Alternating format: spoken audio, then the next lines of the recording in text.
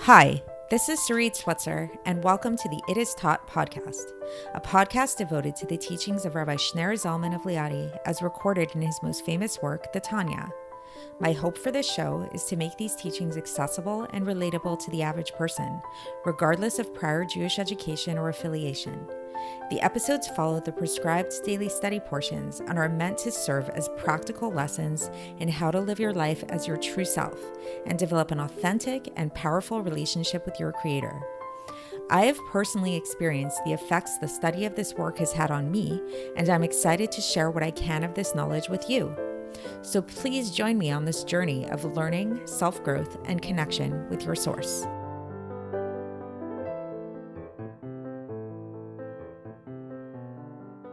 Hi, and welcome to the It Is Taught podcast. This is episode 300 for the 22nd of Elul in a leap year.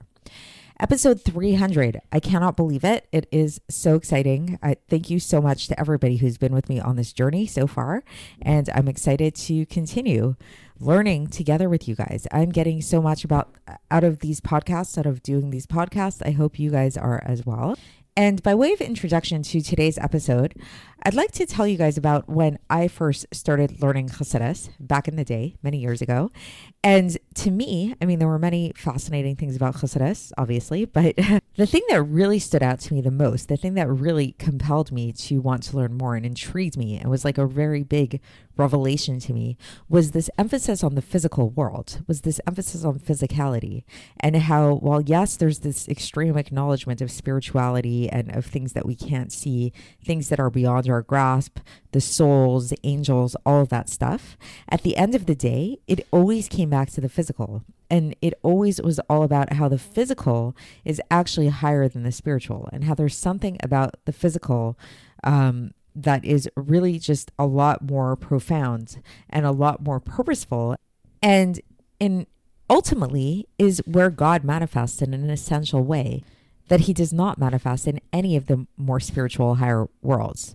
So this idea really, really, really spoke to me. I thought there was something just very fascinating about this, and it's a whole topic in its own right. If you want to explore this further, I would highly recommend studying the famous mimer, the sort of thesis statement of the Rebbe's leadership called Vasi Lagani. This was the last mimer that the Frierdiker Rebbe gave over the previous Lodger Rebbe, and then the first mimer that the Rebbe gave when he sort of it was like him accepting upon himself the leadership of being a Rebbe.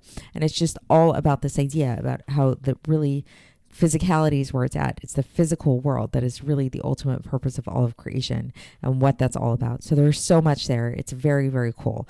And so today we're going to learn about this from a different angle, focusing still on staka, because staka again is this kind of overarching theme of this whole entire sefer of Iggeres HaKodesh. And we've already spoken so much about how this is related to why staka is such an essential mitzvah, especially when it comes to the physical world and the ultimate purpose of creation. Because staka, giving, this is the way that we emulate God, because God is ultimately the giver. That's what he is ultimately beyond anything else. Is he's creating the world something from nothing, vitalizing the world, animating the world, all through the trait of chesed. So when we do chesed, when we give staka, when we give charity, when we do acts of kindness, this is our way of emulating God. And so what we're going to be focusing on today, and for context, we are going to be learning the second half of the 17th epistle in Iggeres HaKodesh, is the concept of the revelation of godliness, specifically to those people who are known as Tzaddikim, as very righteous people. And as we'll learn, all Jews are actually in this category. We're all called righteous people. And how this revelation, comparing it in the two levels, that there's a certain revelation that happens in Gan Eden, otherwise known as heaven, we can say, sort of in the more spiritual realms. And then there's a certain revelation that's going to come in the future times with the resurrection of the dead, when all the souls are going to come back down here into the physical world. And how really these two revelations are incomparable, and how the second one is so much greater, so much more profound. And the way that we're going to relate this to tzedakah is we're going to learn about how tzedakah is actually this receptacle to be able to expand the kind of vessel for this future revelation to come, to kind of prepare the world for this revelation to happen. And to be more specific, what is this revelation going to be about? So for the souls in the spiritual realms, in Gan Eden, in those higher realms, their pleasure, their revelation that they derive is really intellectual in nature. It's like where they're really basking in a true understanding of things based on the Torah learning and the different deeds that they were involved with on earth. Then after these souls pass away, it's like now they can truly comprehend those things that were sort of like not quite graspable to them intellectually down here. But what happens in the future to come, in the future world, in the resurrection of the dead, is they're going to experience these things not only on an intellectual level, but it's actually going to be tangible. It's actually going to be real. So it's like, imagine for a second if like you spent your whole life studying music theory, and imagine that you just learned all of the intricacies of music theory, all the scales, all the notes, all the rhythms, the cadences, all the different styles of music. You were really a musical expert, but sadly, you never actually heard music. Imagine that this was like your whole entire life. Beethoven had a taste of this when he went deaf, which is really crazy, but at least he did experience actual music at some point in his life before that. But imagine if you never actually experienced it in your life, but you really were this like musical expert on a theoretical level. And then imagine that you finally got to actually hear music. Just imagine what a difference that experience would be, right? It's like, it's kind of incomparable. And that's kind of how we can think about this difference between the spiritual experience that the souls have in these higher realms, which is still, while it's really deep and we don't want to diminish and take away from that, it's still very theoretical, versus here in the physical world, in the time of the resurrection of the dead, it's going to be tangible. It's going to be real. It's going to be something sensed in a sensory, actual way. And again, the way that we prepare the world for that state of tangibility and that state of experience is through giving tzedakah. So let's get into the text and see how the Alter Rebbe explains this, and then we can take it from there. So again, for context, we're in the middle of Epistle 17. We're going to be concluding Epistle 17 today, and just for context, yesterday we were just talking about this idea of how giving tzedakah is such an amazing financial investment, because it's something that really translates, and it's like we get rewards for it here in this world, in our world currently, in our physical world, and it rolls over into a much greater degree into the world to come. And so in this sense, it does get a little bit confusing, but when we say the world to come, it can have two meanings. It can mean Gan Eden, like after, heaven, basically, known colloquially as heaven, or it can mean the future to come when there's the resurrection of the dead. So yesterday we learned about it in terms of the world to come, meaning heaven.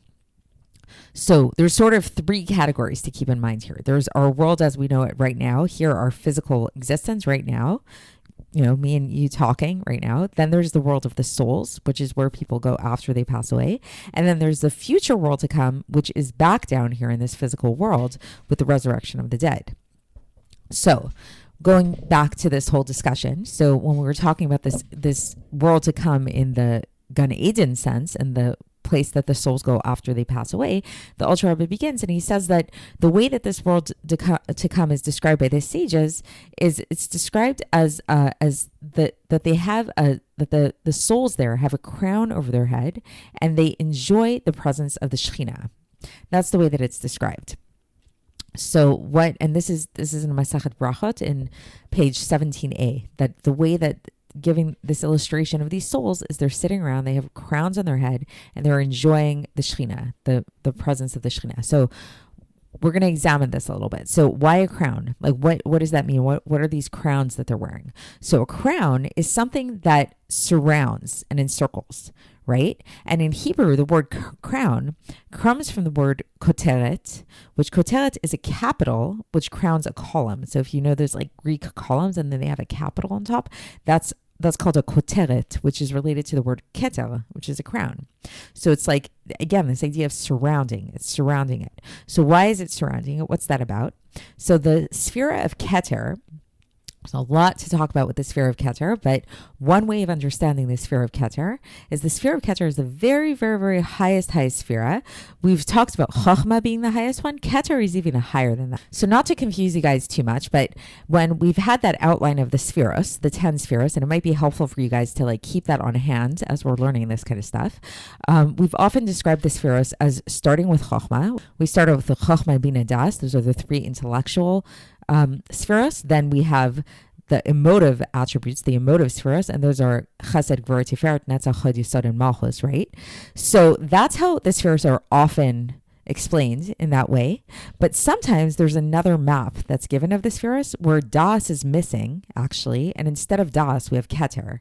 Keter is in that, and in that map, Keter is actually above Chochmah. So it would be Keter, Chochmah, Bina, and then you would have the emotive spheros of Chesed, Gvura, Tiferet, Netzach, Hod, Yesod, and Malchus. Why this is just it depends kind of on your vantage point. So there's a lot to say here, but like kind of like in brief, it's like Keter is associated with will, with desire, with wanting something, and Das is associated with the internalization of your will, the internalization of what you know and all of that stuff. So it kind of just depends on your orientation, which one you're focusing on. So for today, we're focusing on this Keter place. This Keter, which again is associated with will, it's associated with desire, pleasure. There's all of those things going on there. And it's not quite present within the body. Like when we look at the spheros in an anthropomorphic sense, like sometimes we look at it as in the illustration of a man. We know Chochmah is the right side of the brain, Bina is the left side of the brain, Das is often the throat, and that kind of thing. Keter is above the mind. It's above the brain. It's the supra consciousness kind of area. So going back to our text, what the Alter Rebbe explains here in terms of the spheros Keter and what he focuses on is he says that Keter is an intermediary which connects the radiance of the emanator, blessed be he, the infinite emanator, meaning God, to the emanated beings in the world of Atzilus. So if we go into that world of Atzilus, so if you've been following along, the world of Atzilus is the highest of all the 4 worlds, and it's the world. It's like a world, but it's a funny kind of world because it's not really something separate from God, which the other worlds are. Its whole experience is that it is nullified within the essence of God. And so nevertheless, within that world of Atzilus, you have the emanator, and then you have those things which are being emanated. So it's like if you wanted to think about like the sun and the rays of the sun. So it's while the rays of the sun are very much aware and they're very much nullified to the sun itself, nevertheless, there is the sun and then there's the sunlight, the rays. So the thing that mediates between these two things in the world of Atzilus is this attribute, is the sphere of Keter. And so in the context of our discussion, the way that we can understand it is that remember, we're talking about Gan Eden, we're talking about the souls in heaven in Gan Eden, and we're talking about how they sit and they have these crowns on their head. And what is this crown about? This crown is the mediator that allows them to experience godliness. It's the intermediary between the God and this like infinite revelation of God and them, who are these emanated beings. So it mediates between these two things. But then what will happen is that in the future to come, in the time of the resurrection of the dead, then this light will become revealed down here in our physical world to those tzaddikim that become resurrected. And then in brackets, the Alter Rebbe says, and this is a quote from Yeshayahu, chapter 60, verse 21, Ve'amech kulam tzaddikim chule, that your people are all righteous. So meaning to say all Jews fall into this category of being these righteous people that are going to experience this revelation of God down here in this physical world. So it's not going to be just a spiritual experience anymore that's mediated through these crowns, but actually it's going to be something that we experience in a tangible way down here in this physical world. And then the Alter Rebbe continues, and he says that this could explain the teaching from the Gemara in Bava Basra, page 75b, Atitim tzadikim sheyomru lifneim kadosh. In the future, the righteous will be lauded as holy. So what does that mean, says the Alter Rebbe? So the word holy, which again, this is where Hebrew English translations are really lacking, because we have a certain connotation in our head when we think of the word holy. The word in Hebrew is kadosh, and the word in Hebrew kadosh is there's a lot more to it. And one of the aspects of what kadosh means is it's the aspect of being separate, meaning that it's not something that can actually be comprehended and known in a for real, because it's above intellect, it's above chokhmah, and it's above das, that is in Gan Eden. So it's something that is really above, like again, that keter aspect that we've been talking about. And so it's super rational, and as it explains in scripture, and this is a citation from Eov chapter 28 verse 12, HaChokhmah me'ayin timatze k'tiv. So there's different ways we can translate that phrase. One simple translation is, from where do we find chokhmah me'ayin? Where do we find chokhmah? Ayin also means nothingness. So we can say chokhmah comes from ayin. So what does that mean, that it comes from ayin, comes from nothingness? It's the ayin is this supernal keter, the supernal attribute of the crown, the keter, which is called the ayin in the Zohar HaKodesh. It's called the nothingness, like the void, maybe we can think of it as.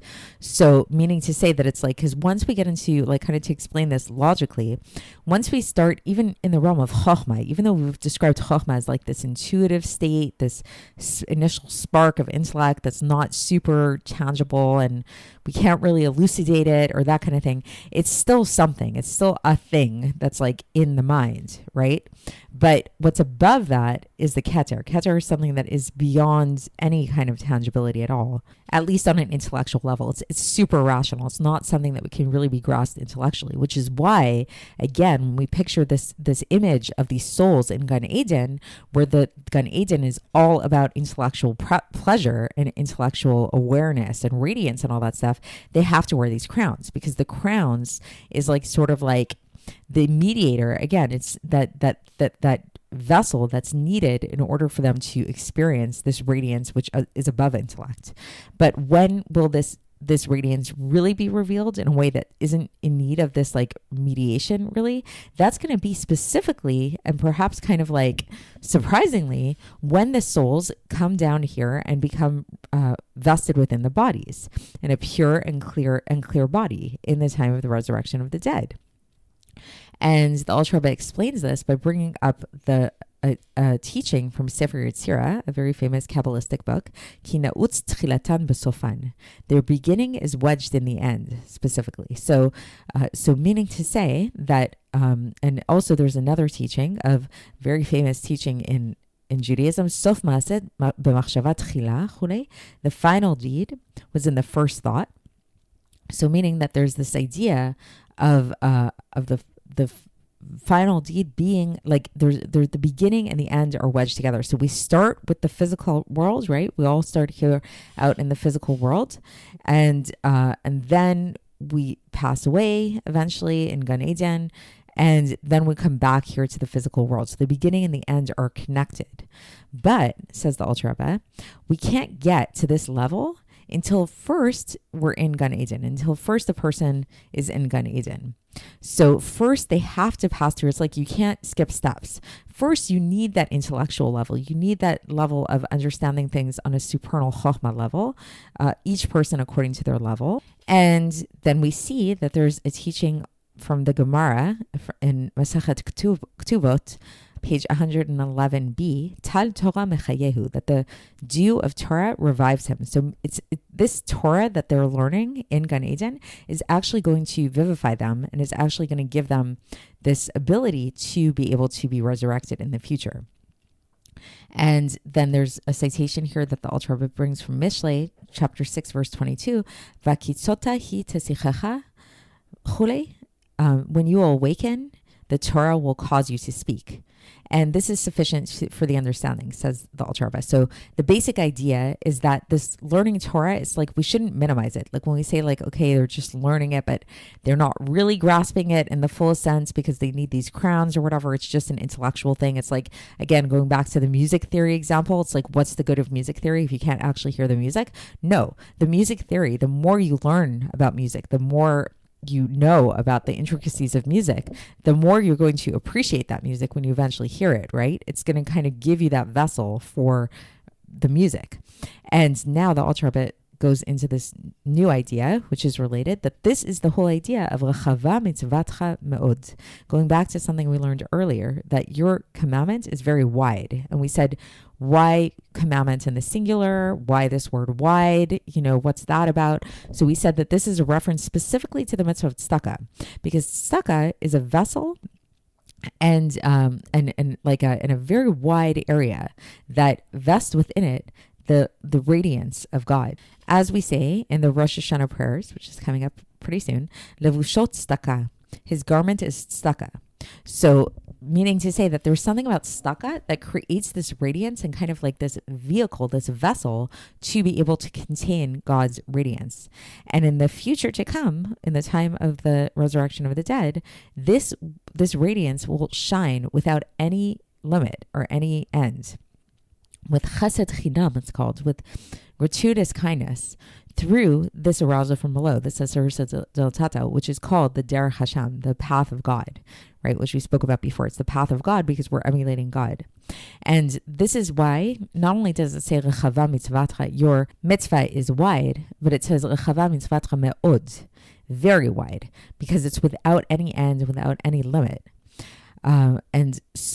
But now the Alter Rebbe brings up a question, is he says that there's a citation, a verse in Tehillim, chapter 119, verse 96, which says, L'chol tichla ra'iti ketz, which literally means, for every tichla, for every conclusion, I have seen an end.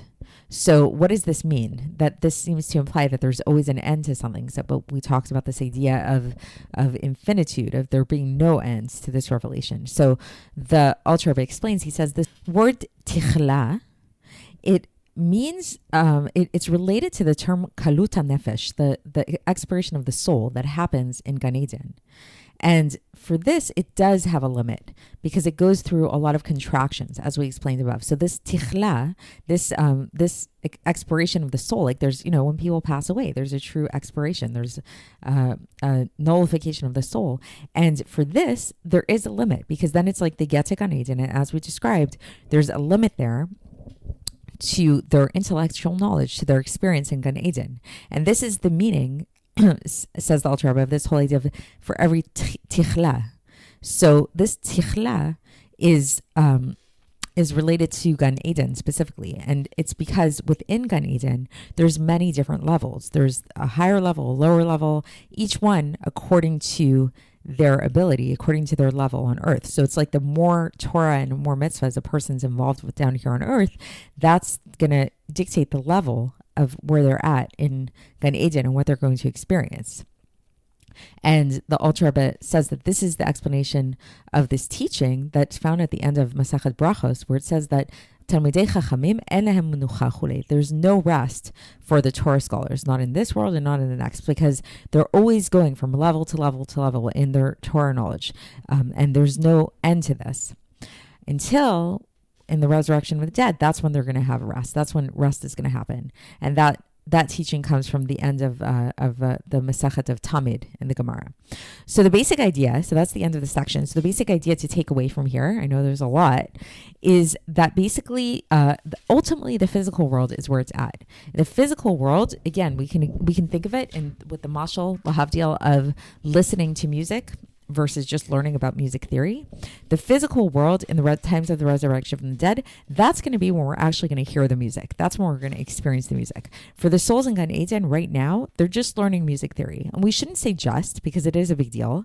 It is something very profound and deep, and there's a lot to it.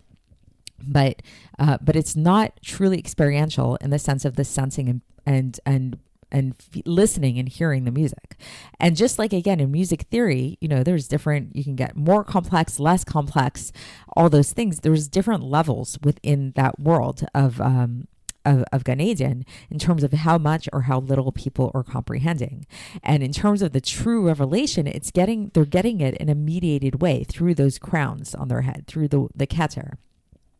But eventually, in the time of Tchias HaMesim, they're all going to experience the same music. They're all going to hear the same thing. So that's not going to have, it's going to be a more restful state where we're not going to have these same levels. And the preparation for all of this is through giving tzedakah, because tzedakah creates this vessel for all of this whole process to happen. It's called the wide mitzvah. That's very wide because it brings about this width, this vessel, this vehicle to bring about this revelation.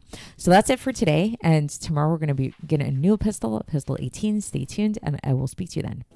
Thanks for listening to the It Is Taught podcast, hosted by Sarit Switzer. This podcast is dedicated in loving memory of my maternal grandfather, Avraham Yitzchak ben Binyamin HaKohen of blessed memory.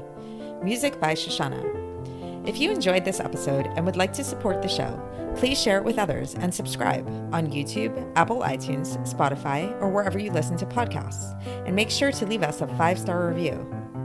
To find out more about the It Is Taught project, including more information on my soon-to-be published book, please visit our website, itistaught.com. To catch the latest from me, follow me on Facebook, Instagram, and Twitter. Looking forward to speaking with you tomorrow, and until then, have a great day.